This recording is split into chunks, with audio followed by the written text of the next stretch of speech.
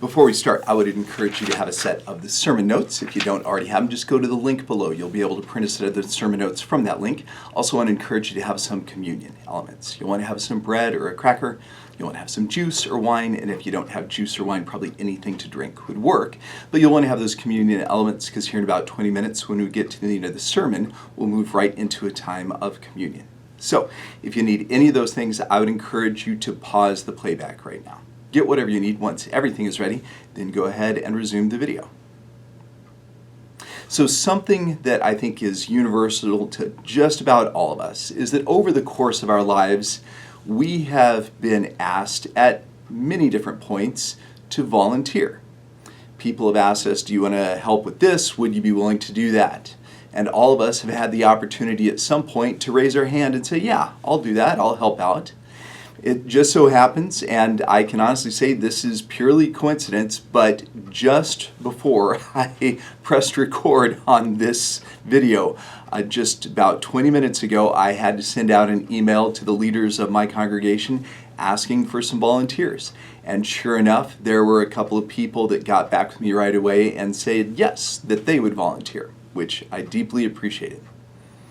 I can think of a moment in my life, and I think I've told this story before, but I was about 12 years old when I had gone to a friend's baseball game. And as I was sitting in the stands watching my friend's baseball game, an umpire who was behind the plate for another game at an adjacent field walked over to our stands and said, hey, is there anybody here that would be willing to serve as the field umpire for this game that I'm umpiring over at this neighboring field? I'm going to be behind the plate, but I can't call the entire game from behind the plate. I need at least one umpire out in the field. Would anyone here be willing to help out with that? And so we all waited, and we all kind of looked around. And finally, after a moment or two, I finally went, yeah, I guess I could give that a shot. And so I went and I served. I think that's the only time in my life where I've ever been a baseball umpire, but I went out and I was on the field as the umpire out there. And the reason that I've never forgotten that is because something pretty amazing happened. So the kids that were playing in this game as I was umpiring, they were all younger than me. They were probably like third graders or so. I myself was only about a sixth grader. But there was a team that at the start of a particular inning, they had a rally going. They had a runner on second and they had a runner on first. And then the batter comes up and hits this ball that's just kind of looping out to center field. It looked like it might land in front of the center fielder. And so sure enough, the runner on second and the runner on first, they both took off and they started heading for third and second respectively. And wouldn't you know it, the center fielder ran up and caught the fly ball. And as the center fielder caught the fly ball, their momentum just carried them right on into the infield. And the runners that were advancing from first and second to second and third, they never turned around. And so, as a result, the center fielder, as he ran right on into the infield, he stepped on second base, and I went, you're out, because that was talking about the runner that was heading for third that hadn't turned around. And then, as this center fielder stepped on second base, then he reached out with his glove, and he tagged out the runner that was advancing from first base, and I went, you're out. And so I don't know if you are necessarily a baseball fan, if you realize what just happened there, but this center fielder just put together an unassisted triple play, which an unassisted triple play is one of the absolute rarest feats in baseball. Now, maybe not quite as rare when you're dealing with a bunch of third graders who don't know what they're doing. But regardless, I've never forgotten that experience because I had the privilege of calling an unassisted triple play. That was an occasion that I volunteered, and it gave me a memory that has lasted my entire life. Well, the reason that I've been talking to you about the idea of raising your hand and saying, yes, I'll do that, is because that is at the heart of the lectionary Old Testament reading we're about to take a look at. The lectionary Old Testament reading for February 9th of 2025 is Isaiah chapter 6, and it is the entire chapter. So, without any further ado, Isaiah chapter 6. In the year that King Uzziah died, I saw the Lord, high and exalted, seated on a throne, and the train of his robe filled the temple. Above him were seraphim, each with 6 wings. With 2 wings they covered their faces, with 2 they covered their feet, and with 2 they were flying. And they were calling to one another, Holy, holy, holy is the Lord Almighty, the whole earth is full of his glory. At the sound of their voices, the doorposts and thresholds shook, and the temple was filled with smoke. Woe to me, I cried. I am ruined, for I am a man of unclean lips, and I live among a people of unclean lips, and my eyes have seen the King, the Lord Almighty. Then one of the seraphim flew to me, with a live coal in his hand, which he had taken with tongs from the altar. With it he touched my mouth and said, See, this is guilt. This has touched your lips. Your guilt is taken away, and your sin atoned for. Then I heard the voice of the Lord, saying, Whom shall I send, and who will go for us? And I said, Here am I, send me. He said, Go and tell this people, be ever hearing but never understanding, be ever seeing but never perceiving. Make the heart of this people calloused, make their ears dull, and close their eyes. Otherwise, they might see with their eyes, hear with their ears, understand with their hearts, and turn and be healed. Then I said, For how long, Lord? And he answered, Until the cities lie ruined and without inhabitant, until the houses are left deserted, and the fields ruined and ravaged, until the Lord has sent everyone far away, and the land is utterly forsaken. And though 1/10 remains in the land, it will again be laid waste. But as the terebinth and oak leave stumps when they are cut down, so the holy seed will be the stump in the land. May God bless the reading of this stark and the fascinating word. So this is a passage that is incredibly interesting, and this is sometimes referred to as the calling of Isaiah. We know, of course, that Isaiah was one of the great prophets of the Old Testament. Arguably, the greatest book of prophecy in the Old Testament is the book of Isaiah. And so this is Isaiah in chapter 6 of the book that bears his name, telling us about the moment when he was called by God. So let's do what we always do. Let's talk through the passage, and after we talk through the passage, then what I would like to do is I'd like to talk about 3 misconceptions that I think sometimes we have in our day and age that I think this passage addresses. So, the very start of the passage, it tells us that this is the year that King Uzziah died. Historians tell us that this was around 750 BC, give or take, but around 750 BC. So this was around 2,750 to 2,800 years ago. We'll just say 28 centuries ago is when this took place. And Isaiah says that at that moment, either he had a vision or else he was physically transported, but he was in God's throne room. Isaiah was in the presence of God, which is absolutely incredible to imagine. It talks about the fact that there were seraphim, which were angelic beings that were there in the throne room of God, and it says that they had 6 wings. They had a set of wings with which they were covering their feet, they had a set of wings with which they were covering their eyes, and they had a set of wings with which they were keeping themselves aloft. Sounds like quite the acrobatic feat on the part of these seraphim. And obviously a question that we would ask is, why were they covering their feet?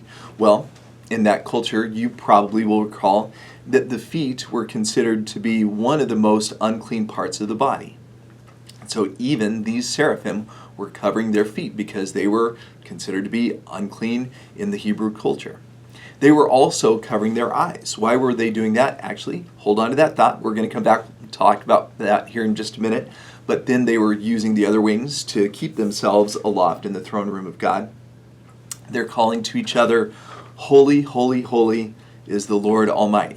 Now, those of you who grew up in the church like I did, you're probably thinking to yourself, gosh, that reminds me of that hymn titled Holy, Holy, Holy.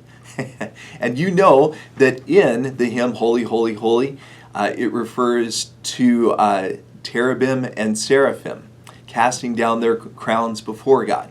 It's no mistake, it's no coincidence that the lyrics for Holy, Holy, Holy refer to the seraphim. And it tells us that the voices that they were raising up were causing the doorposts and the thresholds to shake there in the temple. And Isaiah's reaction is one of panic. He says, woe is me, I am ruined, I'm a man of unclean lips. Now, one of the other things that we have to remember about this Hebrew culture thousands of years ago is that in Old Testament times, they thought that if you saw God, that you were going to die, that you were going to perish. Anyone who saw God, they would not survive that experience. And so Isaiah thinks he's a dead man at this moment. But as a matter of fact, he does manage to live to survive this experience. And it says that one of the seraphim fly to Isaiah and brings a coal from the altar, touches the coal to Isaiah's lips, and says, now you have been purified. Your guilt is taken away, your sin is atoned for. And after Isaiah is purified by this seraph, now he hears the voice of God. And God says, who will I send? Who will go for us? And Isaiah volunteers. Isaiah raises his hand and says, here am I, send me. And so, what does God want Isaiah to do? Well, we find out now in the second column, starting with verse 9. And what God says to Isaiah is going to be pretty stark. He says, all right, Isaiah, I want you to go and tell your fellow Hebrews this. Be ever hearing, but never understanding. Be ever seeing, but never perceiving. Keep having calloused hearts. Keep having dull ears. Keep having closed eyes. Now, if that seems like God is being sarcastic, if it seems like God is being snarky, if it seems like God is absolutely at the end of the rope with the Hebrew people, it's because at this point in the history of the Hebrew people, particularly in the Old Testament, the Hebrew people have followed God and they've fallen away. And they've followed God and they've fallen away. But at this particular point in their history, they have really been falling away much more than they have been following God. And the Hebrew people were on God's last nerve. And so that's probably why God sounds a little frustrated, sounds a little snarky with the Hebrew people. Because then, listen to what God says, starting here in the middle of verse 10. God's already said, yeah, Isaiah, go and tell them that they can keep hearing but not understanding. Tell them that they can keep seeing but not perceiving. Tell them they can continue to have calloused hearts. Tell them they can continue to have dull ears. Tell them they can continue to have their eyes closed. Otherwise, they might see with their eyes. Otherwise, they might hear with their ears. Otherwise, they might understand with their hearts, and they might turn to me and be healed. They might turn back to me, and I would heal them, is what God tells Isaiah to tell his fellow Hebrews. And Isaiah's response is, okay. And Isaiah says, so how long? How long should I take this message to my fellow Hebrews, or how long is this going to last? And God's response is, tell them that this is going to last until their cities lie in ruins, until their houses are deserted, until the fields are ravaged, until I have sent all of them away and the land is utterly forsaken. 1/10 of them, 10% of them, will be left behind, but then, once again, the land will be laid waste. Now, here's the interesting thing.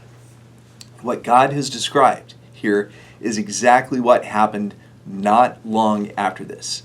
We know that what happened not long after this was that the Babylonians came into the kingdom of Judah and they took all of the best and the brightest of the Hebrew people off into captivity in Babylon.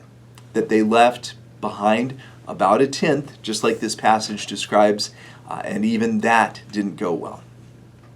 But, However, notice what this passage says at the very end. It ends on a hopeful note. It says, as the terebinth, which was a type of small tree in Palestine. Interestingly enough, turpentine comes from the terebinth tree. For those of you who know what turpentine is, as the terebinth and the oak leave stumps when they are cut down, so the holy seed will be the stump in the land. Now, my guess is that you may know exactly what that's referring to. If you don't know exactly what that's referring to, we'll come back and we'll talk about that here in just a few minutes as well.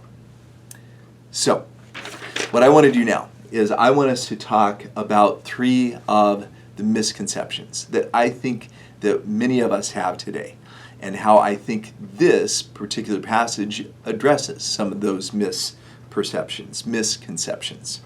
And the first misconception is this: we might feel useless, but we should always be willing to let God use us nevertheless. We might feel useless, but we should always be willing to let God use us nevertheless. So, at the start of this passage, when I started to say Elijah, when Isaiah is in the throne room of God, Isaiah thinks that he's done for. And he says, woe to me, I'm ruined. He's a man of unclean lips, as all of us are people of unclean lips. Isaiah, in that moment, recognizes that he is a flawed human being. He has no business being in God's throne room, and he thinks that he's going to die. But even above and beyond that, he certainly thinks that there's no way that any good is going to come of this. And so I'm sure that when all of a sudden he is purified by the seraph, and he realizes that when God says, who are we going to send? He knows that God is talking about him. And so without hesitation, or apparently without hesitation, it seems like there was no hesitation on Isaiah's part, he says, I'll go. I volunteer. Here am I. Send me. And one of the things that I think many of us feel like is that because of mistakes that we made in the past, because we are too old, or we're too young, or we're too this, or we're too that God can't use us. And what I want to make very clear is that is a misperception, a misconception, and God can use every single one of us. Regardless of our mistakes, regardless of our flaws, God can use all of us. One of the things that we see from cover to cover in this book is that God uses flawed person after flawed person after flawed person.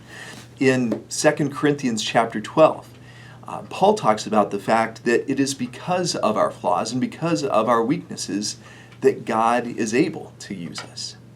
So, don't believe that misconception that God can't use you, that God can't use anyone. God can use anyone.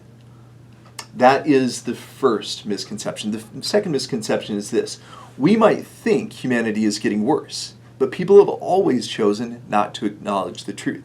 We might think humanity is getting worse, but people have always chosen not to acknowledge the truth. One of the things that I run into all the time, and I'm guessing that you probably encounter on a regular basis as well, is that people who they watch the news and they say, man, the world is going to Hades in a handbasket. The world is just falling apart. This is the worst the world has ever been. I encounter that all the time. I encounter that all the time with people of faith. And one of the things that I try to do when I talk to people of faith, whether it's people at my church, whether it's people at Eastmont where I serve as one of the chaplains, people in the community, I try to remind them, I watch the news too, and things aren't great right now. But the world that we live in has always, always, always been a fallen world. You look at verses 9 and 10, look how frustrated God was with the Hebrew people at that particular moment. It says, they hear but they don't understand, they see but they don't perceive, their hearts are callous, their ears are dull, their eyes are closed, and they won't turn back to me. I want to help them, and they won't even turn to me. The world that we live in is a flawed world, and it has always been a flawed world. It has always been a fallen world. And so let's not let anybody convince us that today that the world is falling apart and that things were a lot better in the good old days, because I can assure you that they're looking on the good old days with rose-colored lenses. There have always been problems in the world, maybe different problems than we have today, but it has always been a flawed world. It's always been a fallen world. That is the second misconception I want to address. The third misconception I want to address is this: we might feel like things have become hopeless, but with God there is always hope. We might feel like things have become hopeless, but with God there is always hope. Look, I know that as you watch the news right now, it's depressing. And I know that it's easy to feel like things have gotten pretty hopeless, but that has always been the case as well. There have always been people that have watched what's happening in the world around them, and they've felt pretty hopeless. And I know that there may be circumstances in your life above and beyond just what you see on the news. And you may say, Pastor Kerry, you don't understand what's happening in my life personally. And I hear you. And what I want to remind you is that as people of faith, that we are people of hope, that we choose to place our hope in a God who loves us and wants what is best for us and has a greater plan. And so we should reflect that hope. And I would just point out to you that in this particular passage, at the very end, when Isaiah says that there is a stump left behind when trees are cut down, and there's a holy seed that will be the stump in the land, ultimately, those words were fulfilled by the root of Jesse, a.k.a. the Messiah, a.k.a. Jesus. Paul talks about that in Romans chapter 15, talks about the root of Jesse and how Jesus was the root of Jesse, the Messiah, and that is the source, of course, of our ultimate hope. And right now, just as the seraph purified Isaiah, and Isaiah was able to say, "Here, my God, send me," we know that our purification was accomplished ultimately through the cross. And we honor the sacrifice that was made every time we gather around the communion table. I would remind you of Paul's words in 1 Corinthians chapter 11, where he said, "For I received from the Lord what I also passed on to you. The Lord Jesus, on the night he was betrayed, took bread, and when he had broken it, he said, 'This is my body, which is for you. Do this in remembrance of me.' In the same way, after the supper, he took the cup and said, 'This cup is the new covenant in my blood. Do this whenever you drink in remembrance of me.'" Right now, I would invite you to grab your communion elements. I'm going to go ahead and grab mine, and I'm going to invite you to partake with me at this time. The body of Christ broken for us, we partake in remembrance of him. And the blood of Christ shed for us, we drink in remembrance of him. Let us pray. God, we thank you for our purification that came through the cross, the ultimate purification. God, our prayer is that the next time you call us, that just like Isaiah, we would say, "Here am I, send me."